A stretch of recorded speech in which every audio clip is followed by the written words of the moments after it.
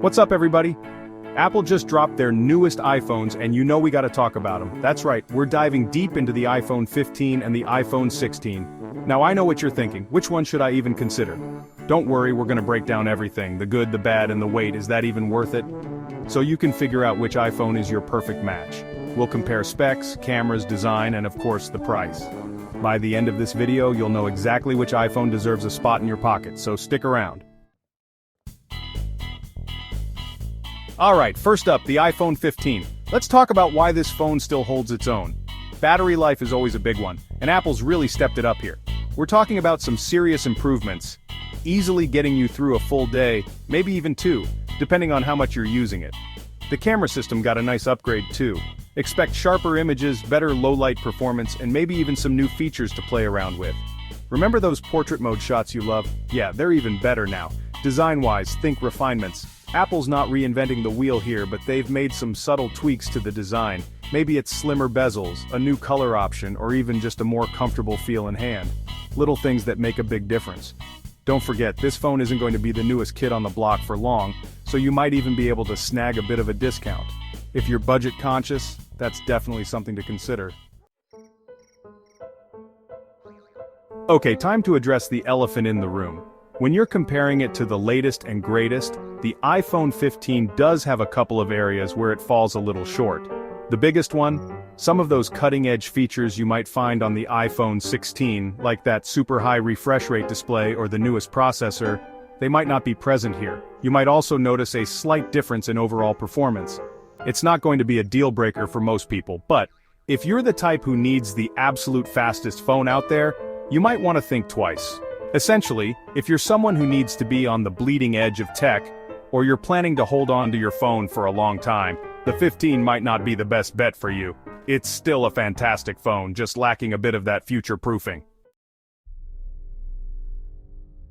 Chapter 3, iPhone 16, the new flagship. Now let's talk about the star of the show, the iPhone 16.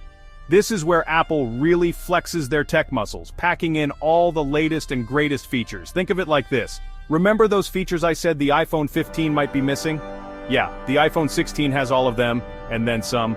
We're talking about a ridiculously fast processor, a display that's so smooth it'll make your eyes water, and camera technology that's practically from the future. This is the phone that pushes boundaries. Apple's always experimenting with new ideas, and the iPhone 16 is where you'll find the most exciting innovations.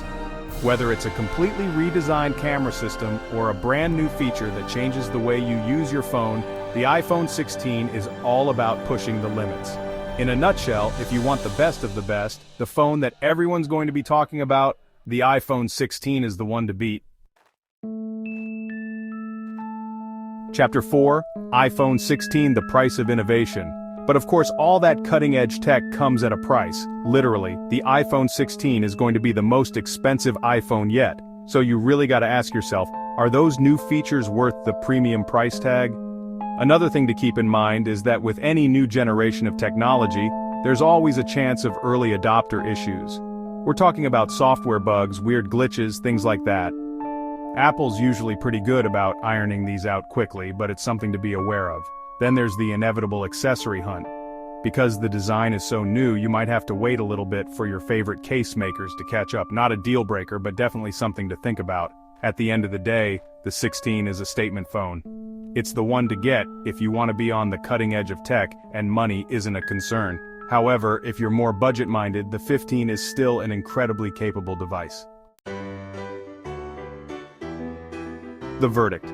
Which iPhone wins? So, which one should you choose? It really depends on your needs and budget. If you're looking for the absolute best of the best and don't mind spending a little extra, the iPhone 16 is the way to go. But if you're on a tighter budget or just don't need the absolute latest and greatest, the iPhone 15 is still an amazing phone that will serve you well for years to come. Let us know in the comments which iPhone you think is the better choice. Don't forget to like, subscribe, and hit the bell icon for more tech reviews and updates.